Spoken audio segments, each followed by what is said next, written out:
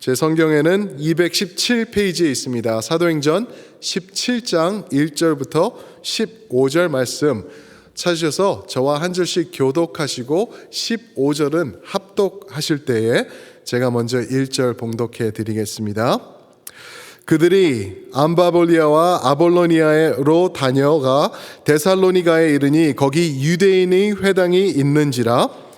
바울이 자기 관례대로 그들에게로 들어가서 새 안식일에 성경을 가지고 강론하며 뜻을 풀어 그리스도가 해를 받고 죽은 자 가운데서 다시 살아나야 할 것을 증언하고 이르되 내가 너희에게 전하는 이 예수가 곧 그리스도라 하니 그 증의 어떤 사람 곧 경건한 헬라인의 큰 무리와 적지 않은 귀부인도 권함을 받고 바울과 실라를 따르나 그러나 유대인들은 시기하여 저자의 어떤 불량한 사람들을 데리고 때를 지어 성을 소동하게 하여 야손의 집에 침입하여 그들을 백성에게 끌어내려고 찾았으나 발견하지 못하매 야손과 및 형제들을 끌고 읍장들 앞에 가서 소리질러 이르되 천하를 어지럽게 하던 이 사람들이 여기도 이르매 야손이 그들을 맞아들였도다. 이 사람들이 다 가이사의 명을 거역하여 말하되 다른 임금 곧 예수라 하는 이가 있다 하더이다 하니 무리와 읍장들이 이 말을 듣고 소동하여 야손과 그 나머지 사람들에게 보석금을 받고 놓아주니라. 밤에 형제들이 곧 바울과 실라를 베레아로 보내니 그들이 이르러 유대인의 회당에 들어가니라. 베레아에 있는 사람들은 데살로니가에 있는 사람들보다 더 너그러워서 간절한 마음으로 말씀을 받고 이것이 그러한가 하여 날마다 성경을 상고하므로 그 중에 믿는 사람이 많고 또 헬라의 귀부인과 남자가 적지 아니하나 데살로니가에 있는 유대인들은 바울이 하나님의 말씀을 베레아에서도 전하는 줄을 알고 거기도 가서 무리를 움직여 소동하게 하거늘 형제들이 곧 바울을 내보내어 바다까지 가게 하되 실라와 디모데는 아직 거기 머물더라. 함께 읽겠습니다. 바울을 인도하는 사람들이 그를 데리고 아덴까지 이르러 그에게서 실라와 디모데를 자기에게로 속히 오게 하라는 명령을 받고 떠나니라. 아멘. 오늘 말씀을 중심으로 우리 성도님들과 복음이 선포될 때라는 제목으로 은혜의 말씀 나누기 원합니다. 복음이 선포될 때, when the gospel is proclaimed, gospel is proclaimed. 복음이 선포될 때 어떠한 반응이 있는지 오늘 말씀이 드러내주고 있는데요. 사도 바울은 먼저 지난주 말씀 우리 16장, 사도행전 16장을 보면은 이제 유럽 지역의 첫 교회를 빌립보에서 이제 시작을 하게 됩니다. 루디아라는 이 성도를 통하여서 그 집에서 교회가 시작이 됩니다. 결국에는 온 유럽으로 퍼져 나가게 되죠. 오늘 말씀은 그리스 지역입니다. 이제 빌립보에서 옮겨서 지속해서 이제 마게도니아 지역으로 내려가서 거기에 있는 데살로니가와 베레아, 오늘 말씀에서 본 데살로니가 그리고 베레아라는 두 지역에서 이제 복음을 선포하는 바울의 모습을 우리가 접하게 됩니다. 그런데 이 말씀을 오늘 17장 말씀을 보면서 우리가 의아한 게 하나가 있어요. 바울이 분명히 동일한 예수 그리스도의 생명의 말씀인 복음을 선포하는데요, 데살로니가 지역과 베레아 지역에서 반응하는 게 하늘과 땅 차이로 다른 것을 우리가 접하게 되죠. 데살로니가 지역은 저항을 합니다. 저항을 하는데 보통 저항을 하는 게 아니라 쫓아다니면서 나중에는 45마일 떨어진 베레아에서 바울이 말씀을 전한다고 하니까 그곳까지 열정적으로 쫓아와서 저항을 하면서 이렇게 힘들게 하는 데살로니가 사람들을 우리가 접하게 됩니다. 반면에 베레아 사람들은 복음이 선포될 때에 그 말씀 앞에 순응하며 반응하며 또 받아들이는 모습을 우리가 보게 됩니다. 어떻게 이럴 수가 있을까? 어떻게 동일한 사람들인데, 또 오늘 말씀을 보면 동일한 유대인들입니다. 회당에서 만난 유대인들인데 한 부류는 저항을 하고 또 다른 부류는 또 받아들이고, 어떻게 이렇게 현저하게 차이가 날까? 왜 그럴까? 그 이유를 좀 말씀을 통해서 살펴보니까요, 예수님의 말씀에서 답이 나오고 있습니다. 누가복음 12장 51절 말씀에 주님께서 이렇게 말씀하시죠. 나는 세상에 화평을 주러 온 것이 아니라 오히려 분쟁하게 하려 함이라 라고 말씀하세요.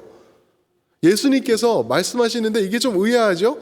화평을 주기 위해서 온 게 아니라 분쟁하게 하려 함이라 라고 말씀하세요. 이 말씀은 무슨 말씀이냐 하면은 예수님께서 선포하시는 아버지 하나님의 나라, 그 킹덤, 예수님의 다스리심, 그것을 선포할 때 디비전이 생길 것이다. 올바로 반응하는 사람도 있겠지만 반항하는 사람들도 있을 것이다 라고 말씀하시는 그러한 예수님의 말씀입니다. 우리 성도님들도 아실 거예요. 전도를 해보신 경험이 있으신 분들은 얼마나 각 다른 모습으로 이렇게 반응을 해오는지 아실 거예요. 이런 말씀을 접하면서 우리가 또 지난번에 2주 전에 우리 생수 예배 때 나눈 누가복음 21장 말씀도 아마 기억하실 거예요. 21장 보시면은 이제 마지막 때의 징조를 말씀하시는데 그 중에서 16절에 보시면은 부모가 형제를 넘겨줄 것이다. 형제가 형제를 넘겨줄 것이고 친구가 친구를 넘겨주고 그래서 너희 중에 몇은 칼로 죽임까지도 당할 것이다. 무슨 말씀이죠? 디비전을 말씀하고 계시는 거예요. 이제 나누어질 것이다 라는 그러한 것을 말씀하고 있습니다. 제자들이 예수님을 쫓을 때 가정에서는 분명히 분쟁이 일어났을 것을 우리가 상상해 볼 수가 있죠. 그러한 모습을 예수님께서 지속해서 우리에게 말씀해 주시는 것입니다. 사랑하는 성도님들, 여러분들과 저도 우리 앞에 초이스가 있습니다. 복음이 전해질 때, 우리 앞에 말씀이 임할 때 우리는 어떻게 반응할 것인가, 어떠한 모습으로 반응할 것인가, 오늘 말씀을 통해서 우리가 개인적으로 우리의 삶에도 이 말씀을 적용해보고 싶습니다. 결단하고 싶습니다. 왜냐하면 우리가 예수님을 다 믿습니다. 그러나 예수님을 날마다 우리가 접하지는 않는 우리의 모습이 드러나고 있기 때문에 그렇습니다. 저를 봐도 그래요.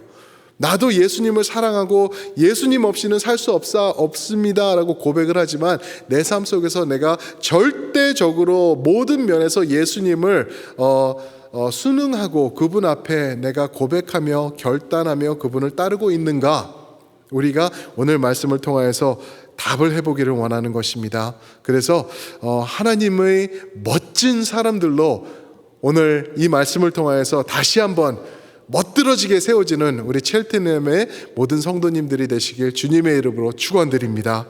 오늘 말씀을 먼저 보면은 첫 번째로요, 데살로니가를 보는데 거기서는 복음을 향한 저항이 있었습니다. Rejection of the gospel. gospel을 reject 했다라는 게 데살로니가에서 나오고 있죠. 그런데 전부 다 그 사람들이 복음을 저항했다, 그거는 아니에요. 4절에 보니까 헬라인들은 믿었다, 그리고 사도 바울을 따랐다라고 말하고 있어요. 4절 말씀 보시면은 그 중에 어떤 사람 곧 경건한 헬라인의 큰 무리와 적지 않은 귀부인도 권함을 받고 바울과 실라를 따르나라고 말하고 있습니다. 이게 어디가 세팅인지 아시죠? 지금 시내각입니다. 시내각 안에, 그 회당 안에 유대인들 중심으로 또 경건한 헬라인들, 여호와 하나님을 믿기로 작정한 헬라인들이 있었는데 거기서 이제 사도 바울이 말씀을 전하니까 이 헬라인들이 움직이기 시작한 거예요. 그러면서 바울을 따랐던 것. 그런데 여기서 귀부인이라고 말을 하고 있죠. 여자들을 계속해서 오늘 이 사도행전의 저자인 누가는 계속해서 말하고 있어요. 당시 여자들은요, 우리가 아시죠? 사람 카운트에 들지도 못하게 그렇게 멸시함을 받았던 사람들인데 누가는 그들을 포함하면서 16장 그 전에도 그랬고 지난주의 말씀에도 보면 루디아 중심으로 변화되는 것을 보고 17장 그리고 18장 계속해서 여성들이 주님 앞에 고귀한 모습으로 돌아오는 것을 말하고 있습니다. 그런데 반면에 유대인들은 5절에 보니까 시기했다라고 말씀하고 있습니다. 무엇을 시기했을까? 왜 시기했을까? 뭐가 그렇게 시기가 되었을까? 생각해 보면은 답이 나와요.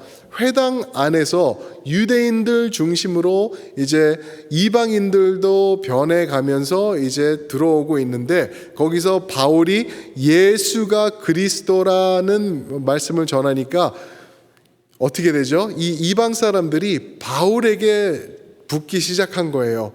그랬을 때 회당 안에서 시기가 일어난 거죠. 이 느낌이 어땠을까 생각해 보면은 아마 이런 느낌보다 더 심했을 것 같아요. 첼트넴 장로교회가 있는데 투커니 크릭 파크웨이 바로 건너편에 또 하나의 교회가 생긴 거예요. 그런데 진리가 있고 말씀이 전해지고 찬양이 선포되고, 그러니까 우리 성도님들이 동요하고 그쪽으로 막 갈 때 우리 장로님들 심정은 어떠실까? 저의 심정은 어떨까? 아니, 우리 살아가는 권사님이 절로 가시고 우리 집사님 이번 주에 봉사하셔야 되는데 저쪽 교회에 가 계시는 거예요. 그럴 때 내 마음이 어떨까? 물론 하나님의 교회니까 점잖게 말씀드리면은 주님께 모든 영광을 이라고 표현할 수도 있겠지만 제 마음은 찢어질 것 같아요. 우리 성도님인데 어딜 가시나, 아마 그런 마음이 들었을 것 같은데, 이 사람들은 그것보다 더 힘든 그 심정을 지금 겪고 있는 거예요. 시기를 했다는 거예요. 이거는 악한 모습으로 다가가고 있는 건데, 도대체 사도 바울이 어떠한 말씀을 어떠한 방식으로 전했길래 이러한 요동이 있고 또 시기를 만들어낼 정도로 이런 변화가 있었을까? 2절 말씀에 보시면은요, 새 안식일이라고 말하고 있어요. 3번의 안식일. 이거는 어떻게를 말하고 있죠? 사도 바울이 회당에 들어가서 3번 동안, 그러니까 계속해서 끊임없이 예수께서 그리스도가 되심을 선포했다라고 말하고 있는 것입니다. 예수님을 계속해서 전한 거예요. 한 번 전하고 사람들이 이상하게 쳐다보니까 다음 주에 와서 또 전하고 또 깊이 전하고 계속 반복했던 것을 2절에서 말하고 있죠. 근데 어떻게 했냐 하면은 2절에 보니까 성경을 강론했다고 말하고 있습니다. 질문 하나 드려볼게요. 성경을 2절에서는 강론했다고 하는데, 당시 이때에 신약 말씀이 있었습니까? 없었습니까? 없었습니다. 맞습니다. 없었어요. 당시 이 사람들이 가지고 있었던 말씀은 구약 말씀 뿐이에요. 신약은 지금 만들어져 가고 있는 상태예요. 그래서 여기 데살로니가를 방문한 사도 바울이 데살로니가 전서, 후서를 쓰죠. 그리고 빌립보서, 지난주에 갔던 빌립보서를 또 쓰고, 이제는 고린도서도 앞으로 써나가고 에베소서도 써나가고, 계속 그렇게 해서 이제 성경을, 이제 하나님의 말씀을 이렇게 만들어져 나가는데, 아직까지는 신약이 없었습니다. 그러면 구약을 가지고 강론을 했다고 말을 하고 있는 것이죠. 구약 말씀을 선포하면서 그 선포의 내용이 이제 드러나고 있습니다. 내용이 드러나는데, 사도 바울이 말씀을 전할 때 어떠한 내용을 전했을까? 3절 말씀을 보시겠습니다. 제가 읽겠습니다. 뜻을 풀어, 구약의 말씀을 뜻을 풀었다는 거죠. 뜻을 풀어 그리스도가 해를 받고 죽은 자 가운데서 다시 살아나야 할 것을 증언하고 이르되, 내가 너희에게 전하는 이 예수가 곧 그리스도라 하니, 그리스도는 예수님의 라스트 네임이 아닌 걸 아시죠? 기름 부은 자, 그죠? 메시아라는 말입니다. 예수님이 바로 구원자, 선택받은 그분이다라고 얘기를 하고 그런 말씀을 전했다라고 말하고 있는 것입니다. 다시 돌아와서 2절 말씀을 보시면은 성경을 강론했다라고 말하고 있어요. 강론, 이 단어가 재밌는 단어인데 여러분들 다 아시는 단어예요. 다이얼로그라는 단어예요. 다이얼레고마이라는 단어인데, 다이얼로그이 무엇이죠? 모놀로그라는 단어가 또 있어요. 모놀로그는 뭐냐면은 제가 지금 하고 있는 이게 모놀로그입니다. 혼자서 말하는 것이 모놀로그이고요. dialogue는 뭐냐면 둘이에요. 그러니까 대화를 이루어 나가는 거예요. 성경을 강론했다라는 것은 말씀을 전하고 질문을 받고 거기에 반응하고 또 사람들이 반응하고 대화를 하면서 말씀을 중심으로 풀어갔다라는 말을 성경 강론이라고 여기서 말씀하고 있는 것입니다. 이게 참 중요한 것이죠. 성도님들의 그 마음에 일어나는 질문들, 여태까지 들었던 얘기가 아닌 예수라는 사람이 그리스도라고 전하는 이 말씀에 대한 많은 질문들이 있었을 때 거기에다가 답을 달아주고 더하여 주고 이사야서 53장에 드러난 고통받는 그분을 또한 그려주면서 이렇게 대화를 나눴다는 것이죠. 3절에서는 또 어떤 방식으로 얘기를 했냐면은 뜻을 풀었다라고 얘기를 해요. 저는 이 푼다는 단어를 보면은 우리 아들이 꼬마 때 산수 문제를 푸는 게 기억이 나요. 참 재밌는 단어인 것 같아요. 저는 푼다고 할 때 신발끈을 푼다라고 하지 문제를 푼다라고는 이제 물론 대화는 아는 그런 말을 써서 알지만 산수 문제를 푸는 것, 이게 무슨 말인가? 뜻을 풀었다라는 게 이게 무슨 말인가 하면은요, 오픈해줬다라는 말이에요. 오픈해줬다. 이 문제를 오픈해가지고 볼 수 있게 해줬다. 이 똑같은 단어가 마가복음 7장 34절에서는 귀 먹은 자의 귀가 열렸다라는 뜻으로 또한 사용되기도 하고요. 또 누가복음 2장에서는 예수님이 태어나셨을 때 그 태가 열려서 첫 번째 자녀가 나오는 거 하나님께 바치는 자녀다라고 할 때 태가 열림도 또한 말할 때 이 단어를 사용하고요. 또 누가복음 24장에 보시면은 어떠한 일이 있죠? 이제 우리가 수요일 날 보아갈 말씀인데 예수님께서 십자가에서 죽으시고 부활하신 다음에 엠마오 길에서 제자들을 만나죠. 근데 제자들이 예수님을 알아보지를 못해요. 그런데 이제 24장 31절에 보면은 예수님께서 그들의 눈을 열어주었다라고 해요. 그러니까 그들이 예수님이 보이기 시작했다라고 말하죠. 같은 장 45절에는 우리의 마음을 열어 하나님의 말씀을 깨닫게 해줬다라는 단어로 이 단어 뜻을 풀어라는 단어가 전해지고 있는 것입니다. 무슨 말이죠?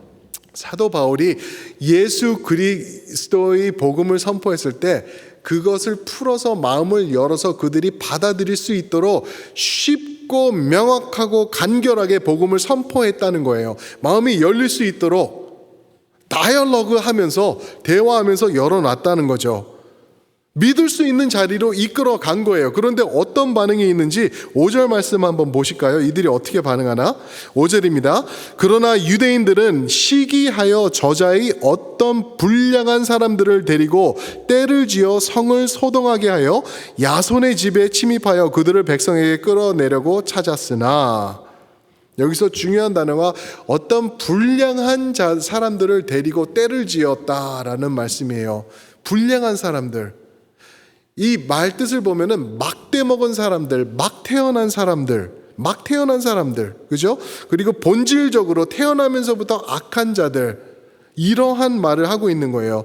그냥 쉽게 이해한다고 하면은 조직 폭력, 우리가 아는 조직 폭력, 용역, 이런 자들이 아닐까 우리가 또 생각해 볼 수가 있습니다. 이런 사람들을 이제 매수해가지고 저 사람 못하게 해, 쫓아가서 저 사람 쫓아내, 혼쭐을 내줘라고 말하고 있는 이러한 유대인들의 반응을 보는 거죠. 그래서 야손이라는 말, 영어로 제이슨입니다. 제이슨. 이 사람이 결국에는 바울의 제자가 됩니다. 그래서 로마서 16장 21절에 보면은 바울의 사람으로서 멋지게 쓰는데 그 집에 묵고 있는 거예요, 바울이. 근데 그들을 쫓아가면서 이렇게 무섭게 하고 이 사람들이 악한 모습으로 이렇게 선동하고 침입하고 이러는 것을 말하고 있는 것입니다. 근데 6절에 보면은 이들이 어떤 말을 하는지가 너무나 재밌어요. 6절에는 이들이 말하는 게 바울과 실라와 이 사람들은 천하를 어지럽게 하는 자들이다 라고 얘기를 해요. 들으셨나요? 이 사람들, 예수님의 복음을 전하는 이들은 천하, 온 세상을 어지럽게 하는 자들이다. 저는 이 말이 얼마나 멋있는 말인지 몰라요. 저는 그래서 우리 첼트넴 성도님들을 향해서 이 세상 사람들이 이렇게 말해줬으면 얼마나 멋있을까, 얼마나 고귀한 인생들, 성도의 삶이 될까 생각해 봅니다. 세상은요, 어떤 세상인지 우리가 잘 알죠. 옳은 게 그른 것이라고 하고 그른 것이 또 옳은 것이 되는 세상을 우리가 지나고 있지 않나요? 어떻게 우리 삶 가운데, 제가 어렸을 때는 그런 거 보지 못했거든요. 그런데 제가 대학교 때도 이렇게까지 심하지 않았는데 이제는 동성애가 옳은 것이 되고 동성애를 용납하지 않는다고 하면은, 내가 그것을 지지하지 않는다고 하면은 악한 사람으로 만들어버려지는 그러한 세상이 미국뿐인가요? 우리가 사랑하는 우리 조국도 더 심해지고 있는 모습을 우리가 보고 있습니다. 또 그뿐이 아닙니다. 이제는 불과 6월 29일이니까 지금 한 달이 채 안 됐네요. 한 달이 채 안 됐는데 Somerville, Massachusetts라는 지역이 있습니다. 그러니까 보스턴이죠. 보스턴에서 그리 멀지 않은 약간 북서쪽으로 올라가면 Somerville이라는 동네가 있어요. 근데 그 지역에서 어떠한 것을 만장일치로 패스했냐 하면은 폴리아모리라는 것을 만장일치로 우리가 허락한다라고 패스를 했습니다. 무엇을? 아마 그게 뭔데? 라고 그러실 거예요. 폴리아모리는 아마 이해를 못하셔도 이 단어는 들어보셨을 겁니다. 폴리거미는 들어보셨죠? 한국말로 하면은 일부 다처제, 꼭 일부가 아니라 그냥 다 많은 것들, 그거를 폴리거미라 그래요. 모노거미는 뭐죠? 한 남자와 한 부인이 있는 게 모노거미입니다. 그게 성경에서 말하는 건데, 폴리거미를 이제는 거기서는 허락을 하는 거예요. 서머빌, 매사추세츠, 얼마 멀지도 않아요. 우리가 사는 곳에서. 어떻게 이런 일이 있냐고요. 폴리거미 하니까 이상하니까 이름을 바꿔서 폴리아모리라고 이렇게 이름을 바꾼 거예요. 폴리가 뭐죠? 여러 개. 아몰은 뭐죠? 사랑이에요. 가미, 폴리거미 할 때 가미는 결혼식에, 가마스는 결혼이라는 말이거든요. 헬라어로요. 근데 그렇게 하는 게 아니라 이제는 폴리아모리라고 우리가 새롭게 이름 지어서 그 똑같은 죄를 이제 포장을 해가지고 우리가 진행할 거다. 한 달도 채 안 돼서 지금 보스턴에서 이게 허락이 됐습니다. 다음은 어떤 일이 있을까요? 동물 사랑? 더 나가서는 아예 더 무서운 사랑? 말도 안 되는 것을 사랑이라고, acceptance라고 말하면서 이 세상에서 전해질 게 불보듯 뻔하지 않나요? 이러한 세상에서 맞는 것이 틀린 것이 되고 틀린 것이 맞게 된다고 지금 외치는 이 세상에서 우리 성도님들과 제가 천하를 어지럽게 하는 자들이다라는 소리 들었으면 좋겠어요.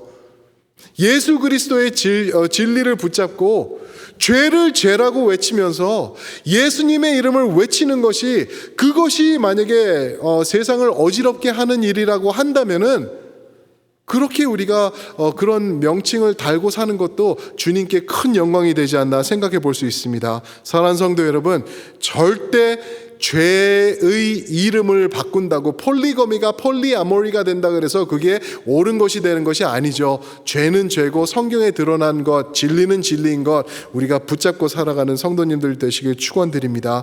이 세상은요, 여러분들과 저같이 예수님의 진리를 붙잡고 사는 사람을 공격해 올 것입니다. 가만두지 않을 거예요. 바울을 보면은 그러한 모습이 있었던 것을 보죠. 그런데 예수님께서 우리에게 걱정하지 말라고 또한 우리에게 격려의 말씀을 주시는 게 요한복음 16장 33절 말씀입니다. 우리 요한복음 16장 33절 한번 보실까요? 제가 읽겠습니다. 이것을 너희에게 이르는 것은 너희로 내 안에서 평안을 누리게 하려 함이라. 세상에서는 너희가 환난을 당하나 담대하라. 내가 세상을 이기었노라. 할렐루야. 이 세상에서는 힘들 것이다. 왜요? 진리가 거짓이 되고 거짓이 진리가 되는 이 세상에서는 힘들 수밖에 없어. 그러나 담대하라. 기죽지 마라. 진리를 선포하고 진리를 수호하라. 왜? 내가 세상을 이겼노라 라고 말씀하십니다. 요한일서 4장 4절에서는 이런 말씀을 하시죠. 너희 안에 계신 이가 세상에 있는 자보다 크심이라. 크심이라. 내 안에 누가 있습니까? 내 안에 예수 그리스도가 계십니다.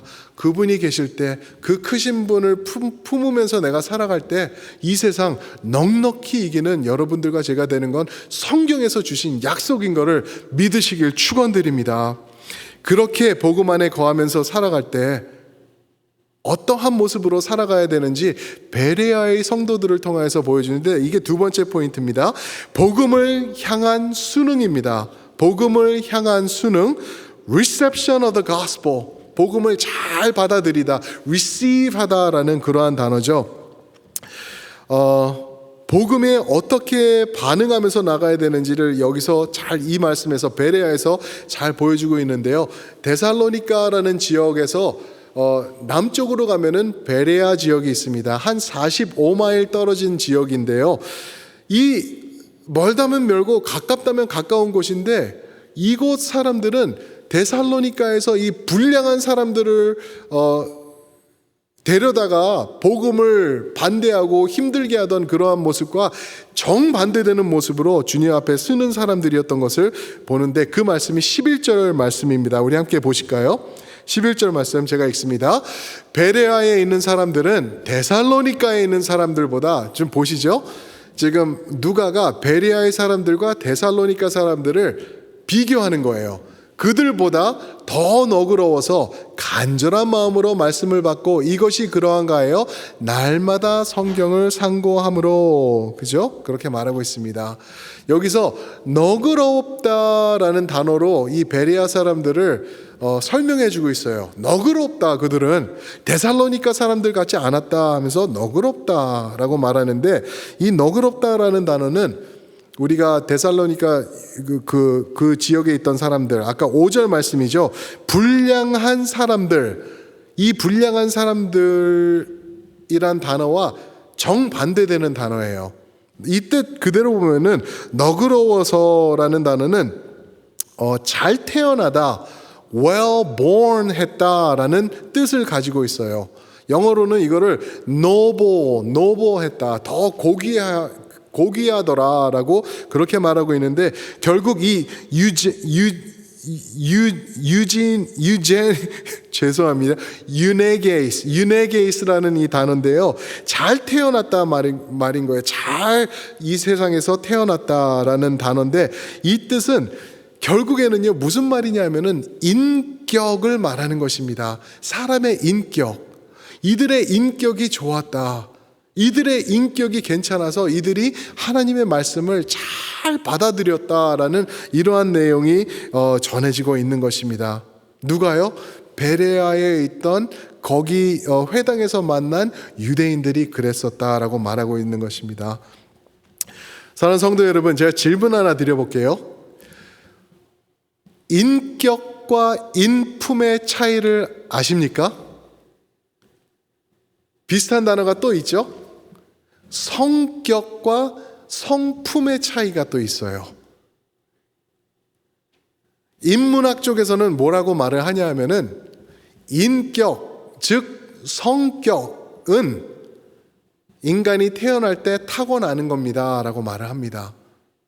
무슨 말이냐면은 인격, 내가 가지고 태어난 이 성격은 바뀌지 않는다는 거예요. 이 성격은 끝까지 가는 거예요. 그런데 문제가 뭐냐면은요, 우리가 죄성 가운데 태어났기 때문에 이 인격과 이 성격은 죄로 악해져 있는 모습으로 살아가면 갈수록 악해질 수밖에 없다라는 거죠. 악한 모습이 나올 수밖에 없는 거예요. 반면에 인품 또는 성품이 있습니다. 인문학에서 말하는 인품, 성품은 무엇이죠? 이것은 변하지 않는 나의 성격과 인격을 덮고 품어주는, 내가 자라가면서 배워가는 성품을 말하는 거예요. 제가 어렸을 때는 망나니 같았을 수도 있어요. 분명히 제가 그랬을 것 같아요. 개구장이었었고, 그죠? 그리고 남의 말 안 듣고 막 부시고 훔치고 친구들 때리고, 그런 인격이 이제 50을 바라보는 제가 지금까지 데리고 있으면서 가지고 있으면서 남을 해하고 때리고 훔치고 못 되게 하고 다리 걸고 딴짓하는 뭐 그런 모습을 가지고 있으면 뭔가 문제가 있죠. 그런데 그렇지 않아요. 이제는 바뀌어가고 있어요. 왜냐하면은 내가 가지고 있는 인품과 성품이 나의 모자란 인격과 성격을 품으면서 덮어주고 있기 때문에 이러한 모습이 바뀌어가고 있는 것입니다. 뭐 이 말씀을 왜 드리냐면요, 진짜 참된 올바른 완전한 인격을 그리고 성격을 가지고 계시던 분이 빌립보서 2장 보면 5절부터 11절까지 나와요. 그게 누구죠? 완전하신 인간의 모습으로 오신 예수 그리스도라고 말하고 있습니다. 우리 여러분들과 저는 그분을 품고 있는 사람들이에요. 우리 성품 안에 예수님을 품고 있기 때문에 나의 모자란, 나의 죄로 악해져 있는 그 인격과 성격을 우리가 품을 수 있는 이제는 그런 능력, capacity가 생긴 거죠. 이 말씀을 왜 드리냐 하면요, 성도는요, 예수님을 모시고 있기 때문에 변해갈 수밖에 없다라는 거예요. 예수님을 닮아갈 수밖에 없다는 거예요. 귀신이 들린 사람 우리 성도님들 보셨나요? 귀신 들린 사람 몇 번 저는 이렇게 보고 경험을 한 적이 있습니다. 눈빛부터 달라요. 눈빛이 살기가 있어요. 그리고 말하는데 악기가 있고요. 행동에서는 정말 저주가 나오고 그렇습니다. 그 모자란 조그만 귀신이 들려도 그렇습니다, 사람이. 그러나 아까 말씀드린 요한일서 4장 4절에 너희 안에 있는 계시니가 세상에 있는 자보다 크시니라. 그 크신 예수 그리스도께서 내 안에 계시면은 나의 모습이 예수님을 닮아가는 것은 당연한 것 아닐까요? 그러한 모습으로 살아가라는 것입니다. 그러면은 나의 인품과 성품이 예수님을 품음으로 변해갈 때는 어떠한 모습이 나이가 드러날까? 분명히 이 베레아 사람들의 모습일 텐데 이 말씀을 준비하면서 찬송가 하나가 떠오르더라고요. 찬송가 336장 찬송가인데 그런 찬양 아시죠? 환난과 핍박 중에도, 그렇죠? 성도는 신앙 지켜, 그 3절 말씀이 확 와닿는 거예요. 그래서 몇 차례 이 찬양을 불렀는데 들어보세요. 3절입니다. 성도의 신앙 본받아 원수도 사랑하겠네. 인자한 언어 행위로 이 신앙 전파하겠네. 무엇으로요? 인자한 언어와 인자한 행위로, 행동으로 나의 신앙, 내가 모신 예수님 전하겠네 라고 말하는 것입니다. 예수님을 참되게 전심으로 만난 성도는요, 인자한 언어와 인자한 행위가 나오게 되어 있는 걸 믿으시기 바랍니다. 내가 진짜 하나님 보시기에 기뻐하는 사람일까? 어떻게 그거를 확인해 볼 수가 있을까? 여러 방법이 있겠죠. 그 중에 하나는 336장 3절입니다. 내 입에서 어떤 말이 나오고 남을 대할 때 내가 어떻게 대화를 하며 나의 행동은 어떻게 예수님을 증거하고 있는지 그것을 가만히 지켜보시기 바랍니다. 내 입에서 나오는 인자한 언어, 내 몸에서 드러나는 예수님을 닮은 행실, 그것으로 만들어지는 성도가 진짜 성도인 것을 믿으시고 그렇게 변화받으시길 축원드립니다. 그러면서 11절 말씀을 다시 보시면은요, 이 베레아 사람들이 너그러워서 한 것이 또한 있는데 그것이 무엇이죠? 간절한 마음으로 말씀을 받고 이것이 그러한가 하여 날마다 성경을 상고하였다. 너무나 중요한 말씀이죠. 말씀을 간절한 마음으로 받았다는 거예요. 어디 설교해봐, 뭐라고 하나 내가 볼 거야, 이러한 모습으로. 목사가 자기밖에 없나? 요즘같이 영상 예배가 많은 때에 내가 들을 예배가 얼마나 많은데 어디 내 마음에 안 듣는 소리 하고 있어. 나 안 들으면 돼. 다른 교회 들어가. 내가 원하는 말하는 교회, 그 교회 찾아갈 거야. 이러한 모습도 얼마든지 있을 수 있거든요. 그런데 아니라는 거죠. 말씀을 받고 간절한 마음으로 그 말씀을 받고 이것이 사실인가? 김성수 목사가 전하는 이 말씀이 이런 얘기를 하는데 이게 진짜인가 가짜인가 성경을 통하여서 날마다 상고했다라고 말하고 있습니다.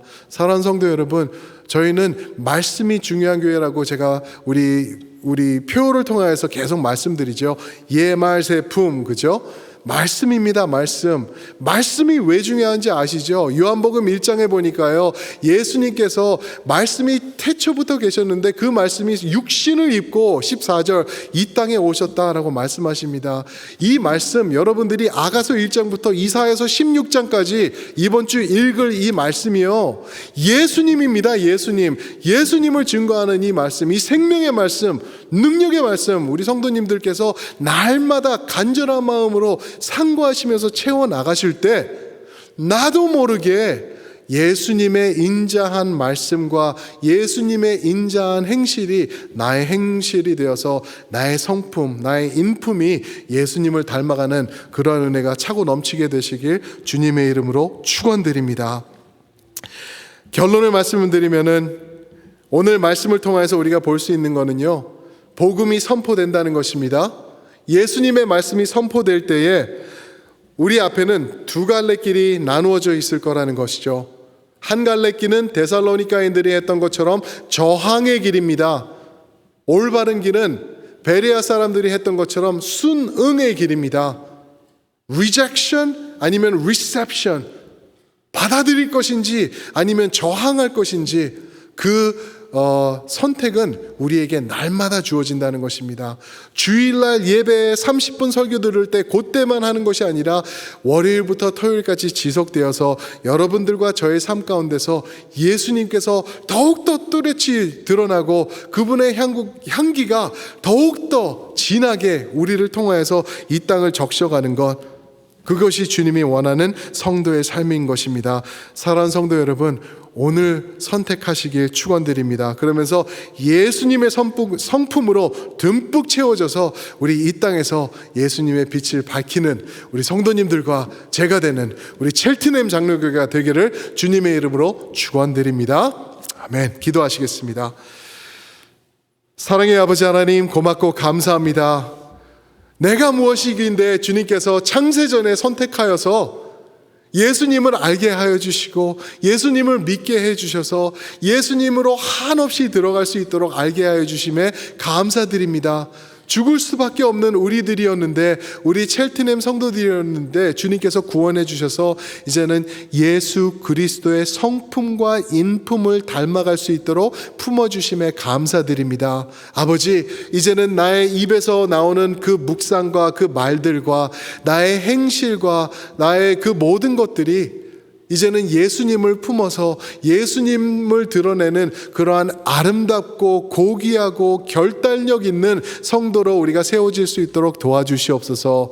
아버지, 사람들을 만나고 대화하며 그들을 섬길 때 아버지 하나님, 이웃 사랑이 무엇인지 우리가 실천하면서 정말 예배와 말씀과 세상을 품을 줄 아는 우리 첼트넴의 권속 모두가 될 수 있도록 주여 복을 내려 주시옵소서. 그럴 때 작게나마 이 땅에서 우리의 삶 가운데서 천국의 기쁨을 실천해 나가는 잘했다, 착하고 충성된 종아라고 칭찬받는 우리 모두가 될 수 있도록 주여 인도하여 주시옵소서. 이제는 우리 주 예수 그리스도의 은혜와 아버지 하나님의 크신 사랑과 성령님의 함께 하시며 이끌어 주시며 우리에게 옳은 말과 언행과 행실을 더해 주심이 오늘 이 말씀 중심으로 새롭게 결단하며 복음 앞에 예수님을 올바로 의지하며 순응하며 나아가기로 결단하는 우리 첼트넴의 모든 성도님들과 사랑하는 모든 자녀들과 예수님의 핏값으로 사신 교회들과 선교지들 위해 이제로부터 영원토록 함께 하시기를 간절히 축원하옵나이다. 아멘.